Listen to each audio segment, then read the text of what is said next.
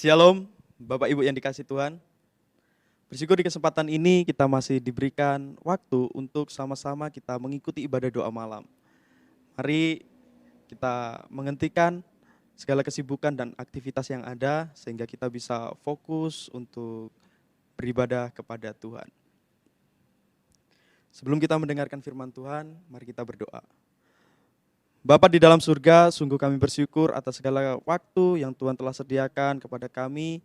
Dan biarlah hari ini kami boleh sungguh-sungguh mendengarkan kebenaran firman-Mu. Dan biarlah firman Tuhan yang akan kami dengarkan ini membuat kami semakin mengikuti apa yang Tuhan mau. Itu mengubah pikiran yang salah menjadi benar, yang belum tahu menjadi tahu, sehingga hal yang sudah kami tahu dan kami pahami, inilah yang boleh kami terapkan di dalam setiap kehidupan kami sehari-hari. Di dalam nama Tuhan Yesus Kristus, kami sudah berdoa dan bersyukur. Amin. Pada kesempatan ini kita akan belajar tentang pelayan Kristus. Tentang pelayan Kristus. Beberapa orang menyebut dirinya pelayan Kristus, dan beberapa orang juga mengatakan bahwa ketika melihat seseorang biasa menyebut orang itu pelayan Kristus.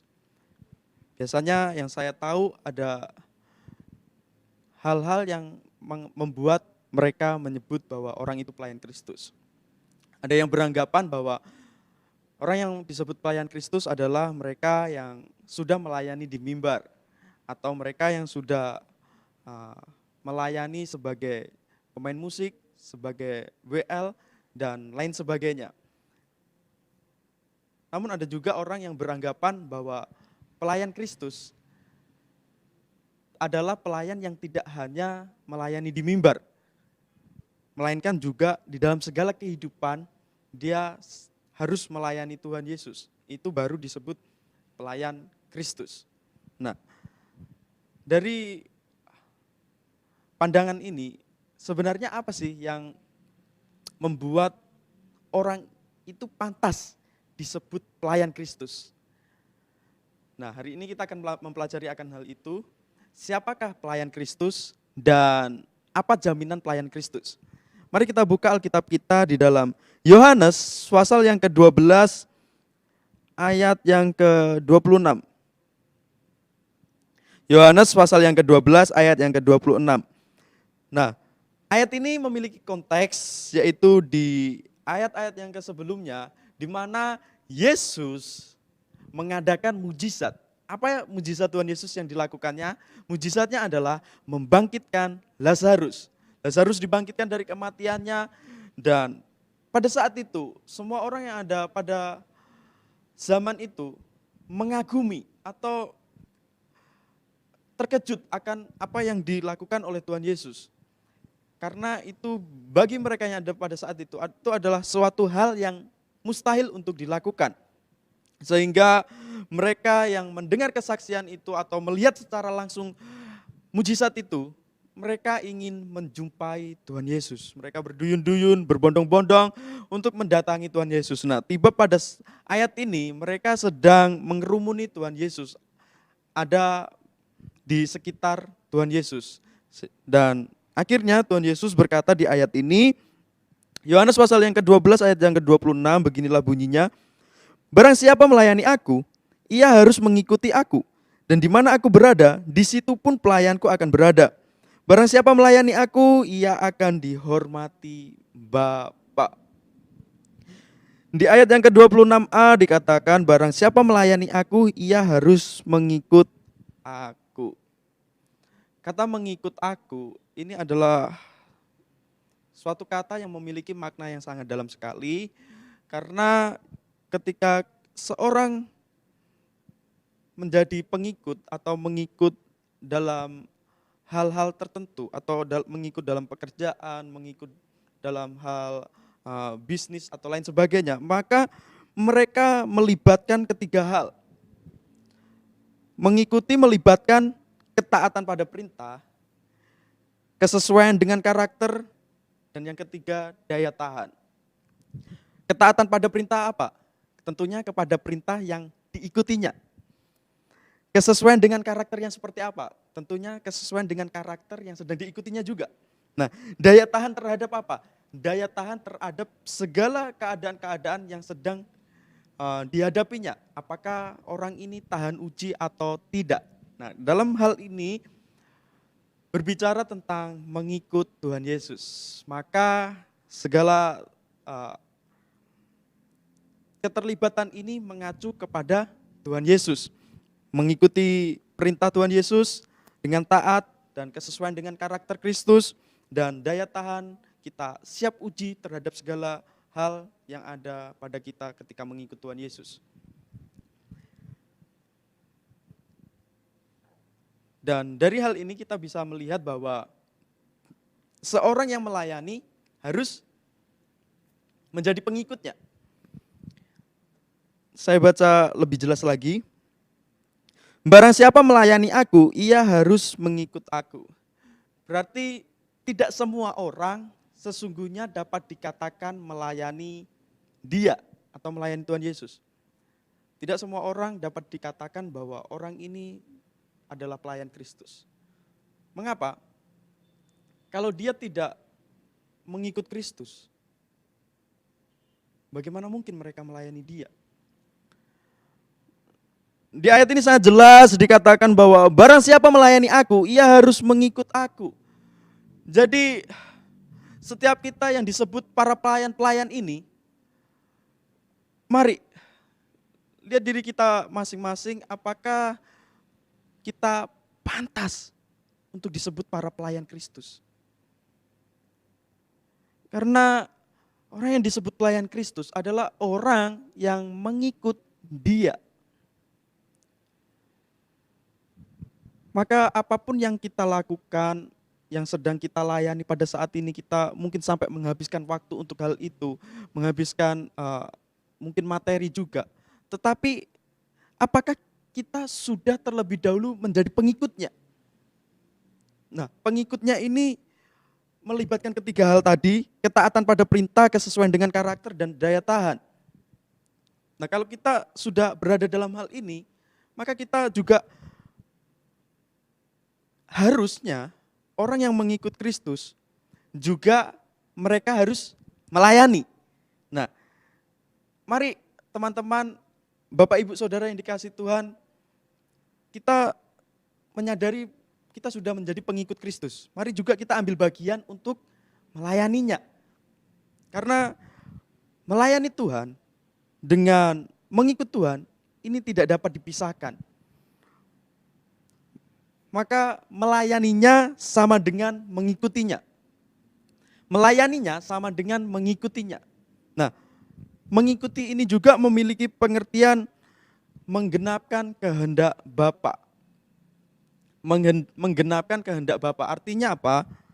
Fokus dari pelayanan kita itu bukan kehendak pribadi, melainkan kehendak Bapa.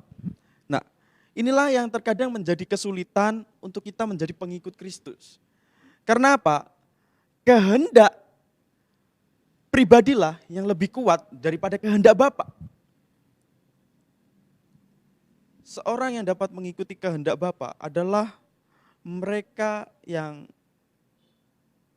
dimampukan oleh Roh Kudus. Ketika Roh Kudus yang memimpin kita, kita lebih taati daripada kehendak diri sendiri, maka disitulah kita mampu mengikuti kehendak Bapa. Dan oleh sebab itu, ini berarti juga bahwa jikalau kita tidak percaya kepada Tuhan, kita tidak mempercayai Tuhan sebagai juru selamat kita, maka itu sangat kemungkinan besar kita sulit untuk mengikuti Dia. Karena apa? Karena semua manusia pada dasarnya telah berdosa. Sehingga apapun yang diperbuatnya, apapun yang ada dalam pikirannya, apapun yang ada dalam mulutnya, itu berdasarkan kehendak diri sendiri. Tetapi beda mereka yang telah percaya kepada Tuhan Yesus dan pada saat itu juga menerima Roh Kudus yang ada di dalam kehidupannya. Ketika mereka yang percaya ini menyerahkan kehidupannya dan mau dipimpin oleh Roh Kudus, di saat itu juga seharusnya kita mampu untuk mengikutinya. Jadi kita yang sudah percaya kepada Tuhan Yesus, mari kita mau menundukkan diri untuk mengikuti Dia. Karena kenapa? Itu sangat percuma sekali kita melayani Dia, melayani Dia. Bahkan kita sampai disebut pelayan Kristus kalau kita tidak mengikuti Dia. Melayaninya didahului dengan mengikut Kristus. Mengapa hal ini diharuskan? Karena ketika seseorang tidak mengikuti Kristus terlebih dahulu, maka fokus apa yang dilayaninya itu menjadi berbeda. Itu fokus melayaninya adalah akhirnya menjadi kepada diri sendiri, bukan kepada Tuhan. Sehingga apapun yang dilakukannya, apapun yang dikerjakannya, itu menjadi motivasi untuk diri sendiri. Tapi berbeda jikalau orang itu sudah mengikut Kristus, lalu melayani Dia. Maka fokus dia mengerjakan pelayanan itu adalah untuk Tuhan, bukan untuk diri sendiri. Sehingga apapun yang dilakukannya dalam pelayanan gereja maupun pelayanan sehari-hari, itu akan berpusat kepada Kristus. Karena ini mengingatkan kepada kita, para pelayan-pelayan Tuhan, untuk mengkoreksi setiap kehidupan kita.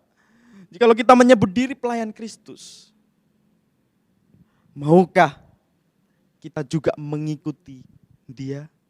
Mengikuti kehendak Dia, bukan kehendak pribadi kita. Amin. Tidaklah mudah, tapi disinilah ditunjukkan bahwa ada jaminan bagi pelayan Kristus. Apa jaminan pelayan Kristus? Jaminan pelayan Kristus yang pertama adalah Kristus bersama-sama dengan orang yang melayaninya. Itu bisa dilihat di kalimat berikutnya yang dikatakan bahwa dan di mana aku berada, di situ pun pelayanku akan berada. Berarti kita bersama-sama dengan Yesus. Artinya apa? Sekalipun pelayanan kita berat, sekalipun hal itu tidak mudah, tapi kalau kita memiliki pengertian bahwa Yesus bersama-sama dengan kita dalam melayani kita, maka tentunya kita menjadi orang-orang yang kuat untuk menghadapi segala persoalan yang ada, menghadapi segala tantangan-tantangan dalam pelayanan kita masing-masing. Tentunya pelayanan saya dengan pelayanan Bapak Ibu memiliki tantangan yang berbeda-beda. Dan tantangan inilah yang akhirnya mendapatkan penilaian bahwa hal ini sulit, hal ini berat, hal ini ringan ataupun pandangan orang lain ketika melihat masalah itu. Tetapi ini bukanlah menjadi alasan bahwa seberat apapun tantangan itu atau permasalahan itu, kita tidak sedang fokus terhadap hal itu. Karena apa? Karena kita tahu siapa yang bersama-sama dengan kita. Siapa? Yaitu Yesus Kristus sendiri. Dia bersama-sama dengan kita, memampukan kita, menguatkan kita dalam menghadapi segala tantangan-tantangan dalam pelayanan kita masing-masing. Maka hal ini menguatkan kita, kembali menggairahkan kita untuk tetap melayani Dia. Tapi kita harus mengingatnya bahwa jaminan ini berlaku kepada mereka yang mengikuti Dia. Jadi jaminan ini sama sekali tidak berlaku kepada mereka yang tidak mengikuti Dia. Jadi kita tadi sudah tahu siapa yang menjadi pelayan Kristus. Pelayan Kristus adalah mereka yang mengikuti Dia. Nah, orang yang mengikuti Dia yang menjadi pelayan Kristus, inilah yang mendapatkan jaminan. Yang pertama, Kristus bersama-sama dengan kita.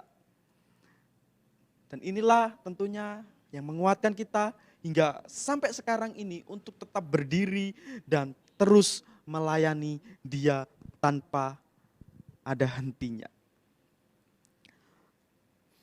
Yang kedua, jaminan apa yang diperoleh oleh pelayan Kristus? Tetap dalam ayat ini dikatakan Barang siapa melayani aku, ia akan dihormati Bapa. Barang siapa melayani aku, ia akan dihormati Bapa. Sungguh kalau kita melihat hal ini, kita mengerti benar bahwa sesungguhnya kehormatan itu datangnya dari Bapa. Dan hal itu membuat kita melihat bahwa kita melayani bukanlah untuk dihormati ya manusia. Kita melakukan pelayanan, kita melakukan hal-hal yang luar biasa, itu sesungguhnya bukan untuk mendapatkan penghormatan daripada manusia, bukan untuk mendapatkan penghormatan dari sisi manusia, melainkan kita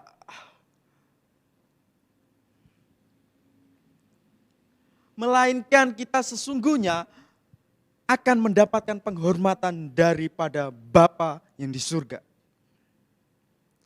Sehingga ini membuat apapun yang kita lakukan dalam pelayanan kita masing-masing, kita akan sedikit sekali untuk cari perhatian, untuk memperbesar nama sendiri atau lain sebagainya.